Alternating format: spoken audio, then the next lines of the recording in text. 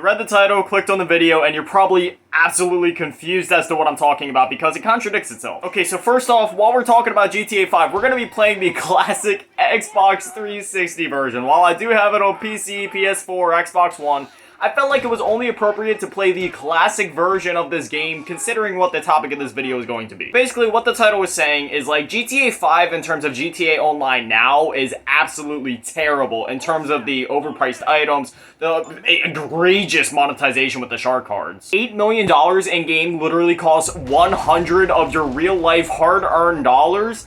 And that's not even going to buy you anything. It's going to buy you, like, what? Maybe a car and some upgrades, maybe one plane if you're lucky. For 100 real-life dollars, that is insane. That is more than the game itself. That is almost enough for 2 copies of this game at brand new MSRP. And if you've played even 5 minutes of GTA Online in the recent years, like, then you know how bad the metas are in this game. Homing missiles, oppressor Mark IIs, the list goes on. And then finally, once Cayo Perico came out, well, that was basically the only viable way to make money. And I know they tried to, like, nerf it somehow, but it's still basically like the only viable way to go about earning cash at a very sufficient rate, especially if you're a solo player, which for somebody like me, I am. And if you are a solo player and you don't have anybody to play the game with, I don't know if you guys have tried, you know, playing with randoms on this game for heists and stuff like that, but it's not a very fun experience. Anyways, enough negativity. Let's get into the positives of this game, of why it's so great. The GTA 5 story mode is still absolutely amazing. Like, look at this game.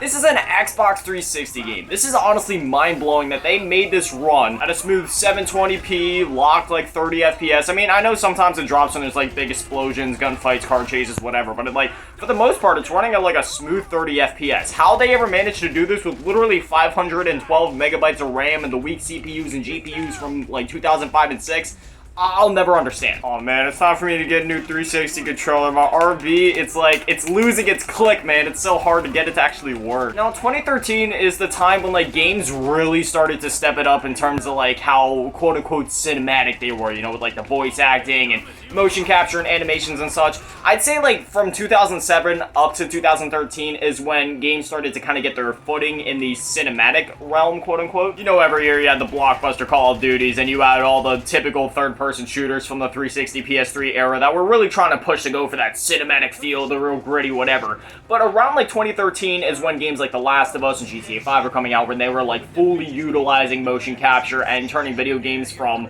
less of like a animation type thing and more of like an actual acting type of thing, where like actors would actually act out the scenes and then it would be converted into like animations and put into the game, you know what I mean? Because I mean, just like look at all this happening on screen right now. It's honestly insane that like in the 360 generation, something this smooth with animations at this level, it's so fluid. And then the story, you know, some people aren't as hot on this story. Some people will be like, you know, GTA 4 is way better, and you know, you can have whatever opinion you want. For me personally, as much as I love GTA 4, I do gotta say GTA 5 is probably my favorite story overall. I would say GTA Vice City is probably my favorite GTA period, but in terms of like story and stuff like that and characters, I'd probably give it to GTA 5 because this game has its highs and its low moments. The characters go through their highs and lows, you know, when like Michael loses his family and all that, like that's a low point for him. And considering the fact that the game usually tries to stay in the more lighthearted territory, like the times when the game needs to get serious, they did very well considering the usual overall tone of the game. We were all gonna die. He did die. You reptilian motherfucker! I didn't want it to come to this. Yes, you did! You just don't have the fucking balls to do it!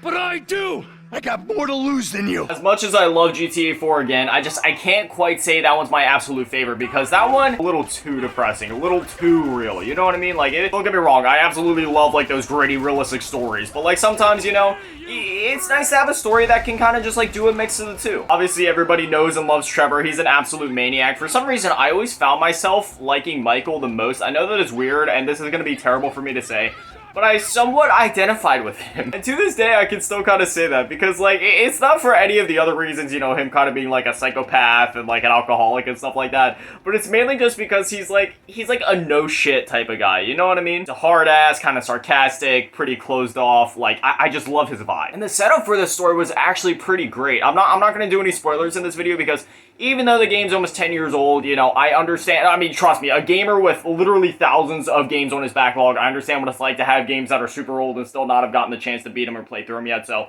if you haven't gotten to play through the story yet, don't worry, I won't be spoiling anything here. But like, This setup for the story was so good and definitely pays off a little bit later on. I must say, out of all the versions of GTA 5 that I have, this is my absolute favorite. Something about the Xbox 360 and PS3 version, even though on the newer consoles and all that, the game looks a lot better, it's just... It came out on this console first. It's just, it feels at home on this console. You know what I mean? Even if the graphics aren't as good, frame rates aren't as good, it feels at home here. Oh man, this is another fun mission. I always love this one. It lets you get introduced to the driving mechanics of this game, because going from GTA 4 to this, which most players were, because GTA 4 is when the series really started picking up even more mainstream steam. And then GTA 5 is when it catapulted into what it is today, where it's literally the best-selling game of all time, right behind Minecraft. But anyway, I love this mission because it lets you get used to the driving mechanics in this game. It's much more like arcadey feeling. The way I could compare it to is like, you know those classic arcadey racing games from like the PS2 era? It's like that kind of driving. It's real nice, it's smooth, it's fluent, it's arcadey, you can turn on a moment's notice, like, I love it. And then this game introduced those, like, special abilities each of the characters have. You know, Trevor has this weird, like, rage mode where he basically doesn't take any damage but deals one hell of a lot more. Michael goes into slow-mo while he's shooting, and then Franklin can go into slow-mo while he's driving. You just click down both the sticks, and just like that, you go in slow-mo. I've honestly only ever played through this game, like, maybe 3 times, I think. I played it through it on PS3, Xbox 360, Xbox One, and I didn't get to do it on PC or PS4 yet, but I want to do it there. This is a game I could replay an infinite amount of times. I just love the story here. I've always wondered what happens if you can beat Lamar to the spot. I can't do it because it's honestly been so long for me since I played the game, so I don't remember where to go, but I wonder what happens if you get there first. Another thing this game brought to the table is way more heists. Like, compared to the last couple games, GTA 3, Vice City, and San Andreas, you know, they all had their big heists. You know, it was usually towards the end of the game, you'd have like 1 or 2 big heists that you do, but that was usually it. GTA 5, however, oh my god, it stepped it up. There is, I can't even remember how many heists there are. I think there's like 5 or 6 throughout the whole story. You got the jewel store, the FIB stuff, you got the Juggernaut heist, the gold one right before the final mission. Like, there's so many more heists, and they're so epic, man. The set pieces in this game, oh my god, they're like Michael Bay level at times. Got all these crazy car chases and explosions happening. Trevor on a dirt bike jumping off of like a hill and then onto a train. Like, it is literally insane. And that one bit where Trevor lights like that whole house on fire and the whole thing just explodes. Like, there's so many insane set pieces in this game, but that's what I love about it. I hope GTA 6 kind of does that too, where it's like, it doesn't take itself overly seriously. It has its campy moments, its cool, like, flashy, set piece, cinematic, quote-unquote moments. Like I said, as much as I love like a gritty, realistic story like GTA 4, when I play GTA, I'm kind of looking for like a nice mix of like serious but campy when it needs to be, you know what I mean? I feel like that kind of tone just fits the game best, because that's always kind of what it's done, you know, the radio stations that are all like parody-like, the world is always like parody. Dude, my driving is absolutely terrible. What is going on today? Obviously, the whole world in these GTA games are always like just giant parodies based off the real thing. Rooftop Rumble, anybody? Honestly, I'm due for another like playthrough of GTA 5. I just bought a PS3 a bit ago, so hey, I might order a copy over there and just play through the game there. Because like I said, as much as I love the new fancy graphics, this game just kind of feels right on these older consoles. And again, I'm biased. I made so many friends on this dang game. What? That was so random. Dog, I was playing and then it just said disc is unreadable. There's no way. I take such good care of my discs. There's no way. Look, it's still recognizing it too. I need to check this. I don't know what they're talking about. I don't know how well you guys can see it, but there's nothing. Oh, wait a minute. You see that? There's like a little crack on the disc. How did that get there? You know what? I bet that probably happened when I moved a while ago. Some of my 360 games got tossed around. I think some of them got a little damaged, and this was definitely one of them.